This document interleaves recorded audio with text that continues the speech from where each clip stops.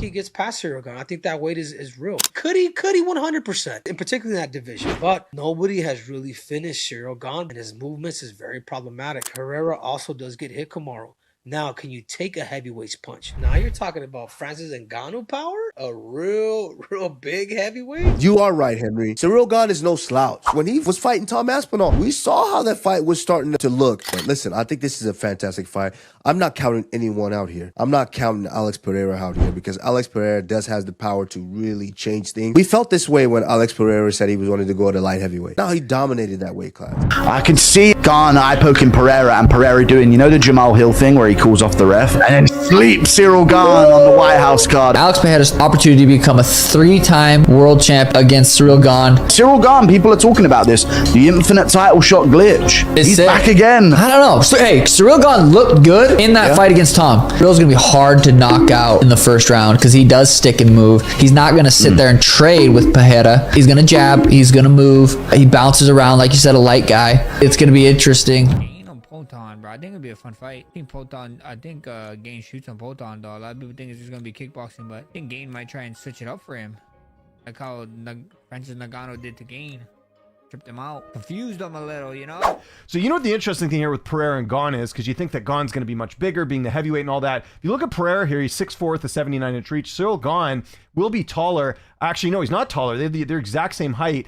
Reach advantage does go to Gane, but not by much, 81 to 79. So I'm really curious to see how this looks. Of course, we saw the video on social media the other day with Alex Pereira weighing around 243 pounds. So I don't think it's going to be, you know, much of a thing as far as, you know, the size and strength difference in this fight. Obviously, Gane's got to be, you know, stronger, you would think, because he's been more of a mainstay in the weight class. He's not cutting weight or anything like that. So Gane would have that advantage. But I'm curious to see if Pereira can do it. I don't remember the last time a, you know, UFC champion has gone up 3 weight classes and had success. We know that Pereira's had a lot of success at 205, so that certainly you know, fits the narrative that he can do amazing things here. And at heavyweight, we'll see. But what's interesting is he's fighting a guy in Gane who's also a very good striker. Now, obviously, power-wise, Pereira has that edge here, but Gane, I would argue, maybe the more technical guy. Although, I mean, you could argue that Pereira's pretty damn technical too with some of the shots.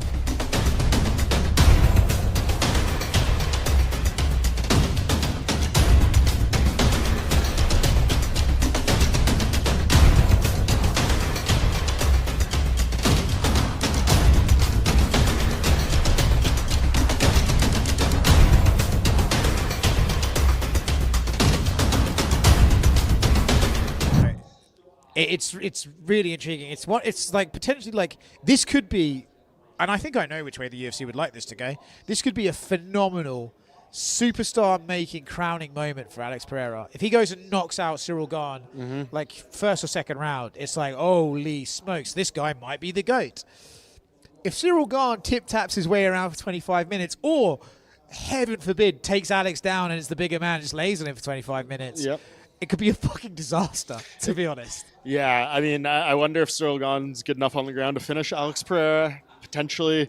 And he's still got that power. I mean, who knows? He could knock him out. I know Cyril Gane doesn't have, like, the craziest one-punch power in heavyweight terms, but he's going to be the naturally bigger guy. There's going to be a lot of those flicky calf kicks from these two guys. There's going to be a lot of that in this fight. But I do think it's a great style matchup for Pereira. Like, he is definitely, and I want to say this carefully and respectfully, but, like, the most skilled guy that Gane has probably fought. Like, obviously we're talking about Jones and Aspinall here, but you know, he's not heavyweights that are like slower and all this stuff. Like, his technique and the striking is obviously on a different level when it comes I think he's like, his resume would say that. Alex Pereira is already deep into preparation for a massive fight against Cyril Gane, and this move to heavyweight has instantly changed the conversation around him. A lot of fighters talk about chasing history, but Pereira is now putting himself in front of a challenge that looks very different from anything he dealt with before, because standing across from a natural heavyweight is not the same thing as facing someone closer to his old division. Training camp is underway, the attention around the fight keeps building, and the closer this matchup gets, the more people are trying to figure out whether Pereira's power can carry him through against a much bigger man who has spent his career dealing with heavyweight size and heavyweight hate. Michael Bisping focused on the size issue first, and his point was pretty simple. Weight classes exist for a reason, because they are meant to keep fighters facing opponents built within a similar range, and that matters even more when somebody moves up. Pereira used to compete as a middleweight after cutting down to make that division. And now he is looking at heavyweight, men who are naturally larger and far more used to carrying that side. Bisping still made it clear that Pereira has the kind of power that can shut the lights off for anybody. And he does not see that power suddenly disappearing just because the number on the scale changes. Still, what makes Cyril Gane such a real problem is not just that he is big, it is that he is a big man who moves well, reacts quickly, and does not carry himself like a slow, lumbering heavyweight. That combination is what makes the test so serious. That's a great point. You know, we have weight classes for a reason. There's also a reason why no one's become a 3-weight division champion. Yeah, it's he so couldn't hard. make 185 by almost killing himself. Now he's going up to heavy where it's not, I mean, naturally he walks around as a heavyweight, but he's not naturally a heavyweight fighter. So what will happen? He'll be heavier, which will slow you down a bit.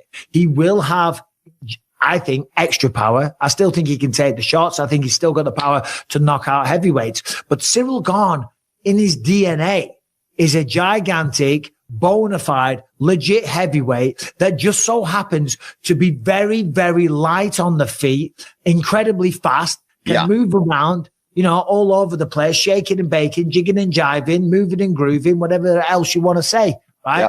I think that's a big advantage in this. Paul Felder looked at that same matchup and saw the exact reason fans are excited about it. Pereira may have the kind of striking that could put away plenty of heavyweight, but Gane is not just another name in that division, and not the sort of opponent you casually move past. Felder sees him as one of the hardest possible tests Pereira could take, especially because this fight brings together two men with tools that can create real problems for each other. Pereira's movement, his kicking game, and the sharpness of his striking are all things that can make life difficult for Gane, and that danger is part of why the matchup is so attractive in the first place. For Felder, the stakes go far beyond one win. If Pereira actually pulls this off, beats Gane, and adds another title to his name, the conversation around his career changes in a huge way. At that point, his legacy would not just grow a little, it would jump into a space people rarely even get to discuss, because winning again in a new division against an opponent like this would put him in a category that feels almost untouched. Yeah, that's the thing. He kicks so well too. He's not just a guy that's going to be some lumbering heavyweight. I think there's a lot of heavyweights on the roster that Pereira would hands down easily just go out there and KO to death. No problem. This one is a challenge. And I think that's what entices him, whether it was going to be Jones or whether it's going to be Cyril Gane.